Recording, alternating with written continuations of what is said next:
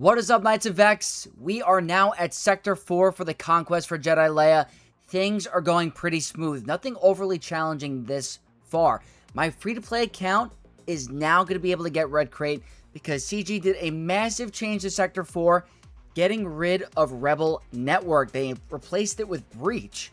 And it's literally going to open up the floodgates for everyone to get Red Crate now because that was the one feat that was going to gate people. So they changed it in the last second. Sector 4 is now Breach instead of Rebel Network. A lot more players are going to benefit from this. So the good news is that I have cheeses for each and every single feat. Breach, Defense, and Blind. I have 3 separate battles going over how to get it done in one battle full auto. And I'm going to showcase a team that's literally going to get all these feats done in every single battle throughout the Conquest. But everyone might not have these teams or that team specifically. So want to go over everything. You're going to see different data disc combinations because I have multiple accounts. But we're going to get right into it. So let's head into game and see really quick what we're talking about. I'm at the end of Sector 4, and these are the feats that I'm working with. Defense up, Blind, and Breach. If I said defense down before, I meant defense up. And then obviously win 10 battles with a full squad of light side Mandalorians. If you guys have Bo-Katan Mandalore, you're going to be in luck because that is the best way to do it. She typically struggles at low stamina and even 50% stamina, so trying to get her to successfully, get all 10 throughout the sector without having to come back is a little challenging. So now that they replaced Breach, you can end up skipping this feat if you really wanted to for some endgame players. Not everyone is going to be able to, but we're now at a point in the Conquest where this one could be possibly skipped because the other 3 can be done in one battle really easily. So my data disc combinations change throughout the sector or throughout the battles. I will showcase each and every one during the recording, but the ones I have attached right now, I didn't have any, but I think during the recording mostly, I didn't have this one. That's overpowered. I put Booming Voice on pretty much all of it because Booming Voice is very accessible and it's really strong. So if you get your Undermine feat done early with ISB, with Cassian and or Undercover, or if you use my cheese from Sector 1 with Retaliate, it's another way of getting Undermine with Dedra Mira with Rex. So might take you a little bit longer, but I do have a somewhat early game Undermine thing for Sector 1 that you can utilize. But in the meantime, Booming Voice is not essential. It's only essential for one of the cheeses. Everything else is a breeze. So mostly it was Guard and Penetrate, critical debuffs down, and Booming Voice, but not essential at all. So what I want to do now is get into the recording of exactly the gameplay. I'm going to show you guys each and everything step by step. So the first thing I want to showcase is going to be the one team that's going to tackle all these feats throughout the sector. It's going to take you a little bit of time. Bo-Katan Mandalore is literally, Sector 4 was made for her. You get defense up from IG, you get offense up from IG, you get blind, you get all these different things. Breach is going to be from Paz Vizsla's AoE. It's going to take you a little bit of time, but it's a very easy way to do it. So I'm going to showcase the recording of what I'm talking about, and we're going to go a little bit fast here because the first one is not really where the cheeses come from. The cheeses come after. So I'm going over a Bosk team really quick. As you can see, we're inflicting blind on all the enemies. It got resisted by Bosk, but it should still count. AoE defense up on the middle ability, and at this point, you're going to try to stall the battle out as much as you can. You don't want to go for the big mass swarms or the whistling birds because you want to be able to land those debuffs and gain those buffs. So every time Paz Vizsla does a middle ability, that's an AoE breach. So that helps you get towards your 50 at the end of the sector and get you your 10 key cards. So over here, you're just going to keep inflicting blind, keep doing defense up. So that's about 10 throughout this battle, and it is very, very helpful. But it's going to take you some time. If you're the type of person that doesn't want to really stall out a battle and just want to get through Conquest fast, then this isn't going to be the best cheese. But if you need to do the light side Mandalorians to get Red Crate, then you're going to have to do it. But if you don't want to sit there and stall the battle out for debuffs and you want to just keep going along, these next couple cheeses are going to help you. So at the end of this battle, I was like, you know what? It's taking too long. Let's just do the Whistling Birds and end it. So that's going to be your best team for getting all of them done throughout the sector. If you want to open up some cheesiness, defense up is very easy with Clone Wars Chewbacca lead. You don't even need a full squad of tanks. It's not essential. On my free-to-play account, I have Lord Vader unlocked. I replaced General Kenobi with Lord Vader, and I was able to actually win the battle at the end. But every time you're getting hit, there's a 50% chance to gain defense up. So I chose this squad because there are a bunch of durable tanks. I went against a Mon Mothma node. I threw it on full auto, and every time they hit you, like POW is going absolutely unleashed on my General Kenobi. you're gaining defense up. Crew is an awesome tank. So as you can see here, this is a walk away type of situation. You're not going to win the battle unless you have a really good damage dealer, or if you go against a very particular node. But I'm going to fast forward a little bit, and you're going to see towards the end, I'm not able to finish it. But once I get to the 0-second mark, you're going to see the defense up feat. It's very easy. We're trying to make everyone's life easier. And as you can see, the battle's over, and I get my defense up 80 times. Really not that hard. It's one battle and done. If you want to win the battle, throw in a Galactic Legend. Just make your life easier. I just wanted to showcase you don't need a Galactic Legend to do it. Just got to get the key cards. That's all that matters. So, next up, this is a cheese for Breach. This is going to be with Booming Voice. Booming Voice is going to be essential to get this done in one battle, because all those extra assists with Commander Luke Skywalker in the lead, calling Master Qui-Gon to assist is the way to go. This is going to require a Droideka node. So if you're desperate for Breach, you don't have JML, you don't have Paz Vizsla, but you have Master Qui-Gon in your roster with CLS, this is a good way to get it done in one battle. So Booming Voice is needed, and it's a Droideka node. I know, a lot of Droideka nodes are really good for cheesing. So I found a Droideka node with Newt lead, and I just have to kill the sides. Once I get to Droideka solo, or at least in damage immunity, I'm in really good shape. So he's in damage immunity, I'm able to get my cheese going. So I want to kill Newt, because he's kind of annoying with the extortion.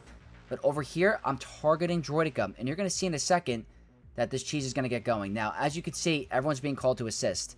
Master Qui-Gon, on a basic, is inflicting Breach. Droideka, with damage immunity and tenacity down, leaves him vulnerable to debuffs. So every time Commander Luke takes a turn with the basic, you're setting it to auto basic. You're inflicting Breach throughout the battle.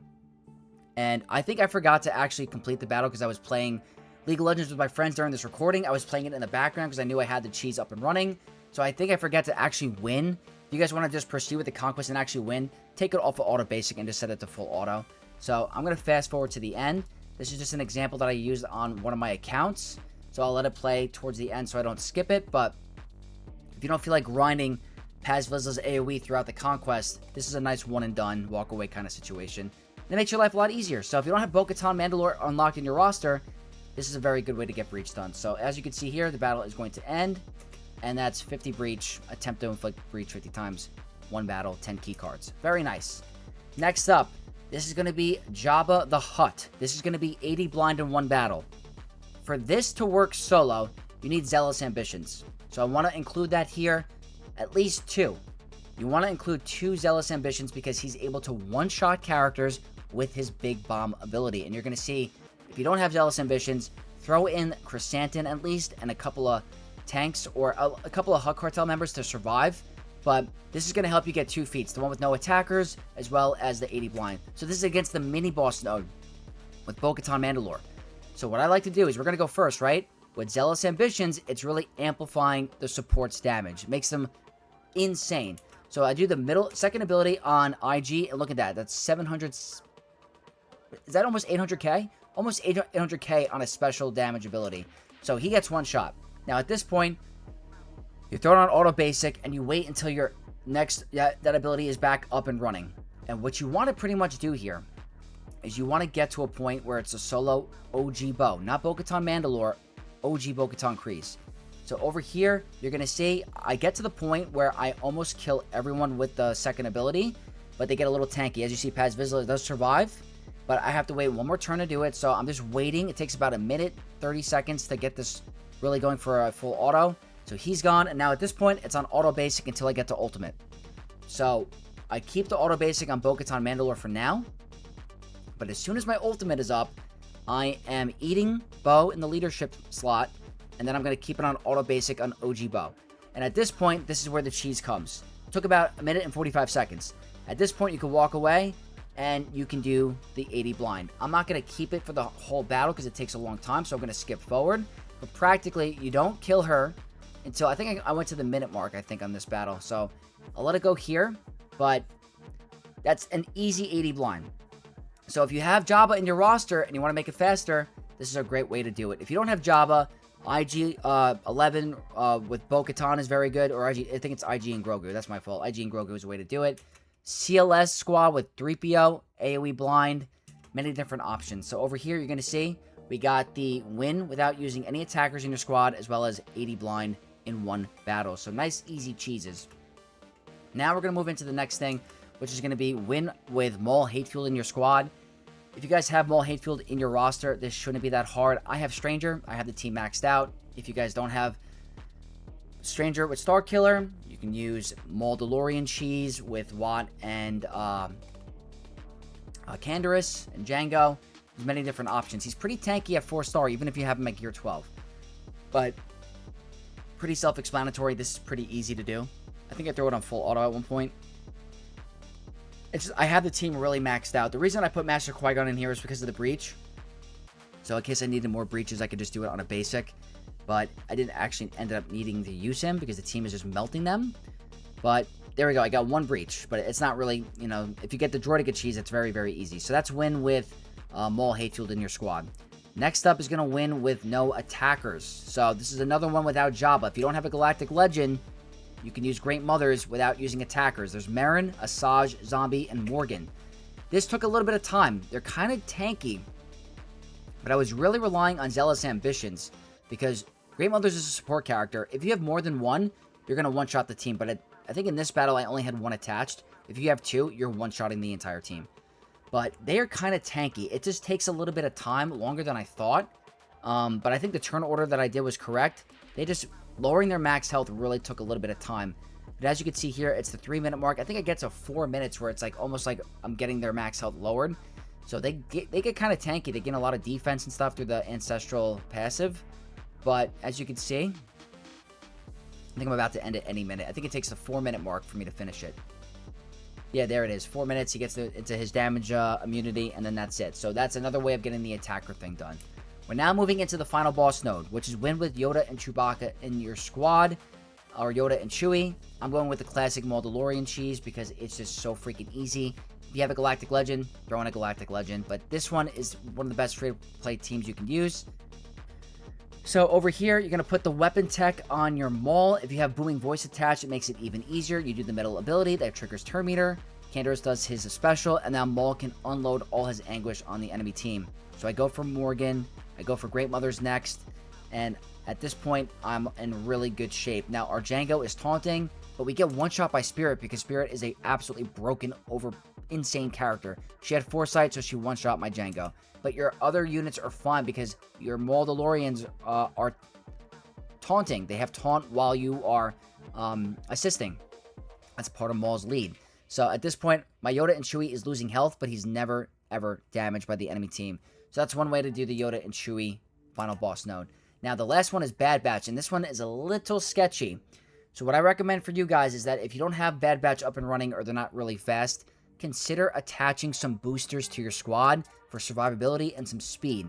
I have mine at Relic 7 because I gear them up for their ships. So I have them at Relic 7, and instead of OG Omega, I threw in Omega Fugitive because she's really good at turn meter gain and just providing buffs. But you're going to see, Zealous Ambitions is your friend here. That's what you want because you have a lot of support characters on your team doing a lot of damage, and it works really well. So as you can see, our team is getting kind of low.